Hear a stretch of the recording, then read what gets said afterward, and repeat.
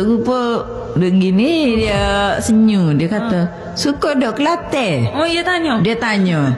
Soalan tu saya dia tanya. Sekali tu yang saya pernah tengok dia.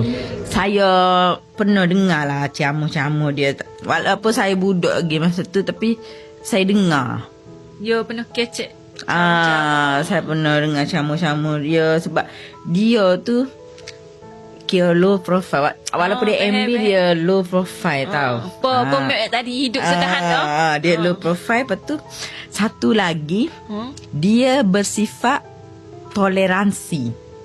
Bapa saya hoyak gitu. Apa tu, Mek? Dia pernah hoyak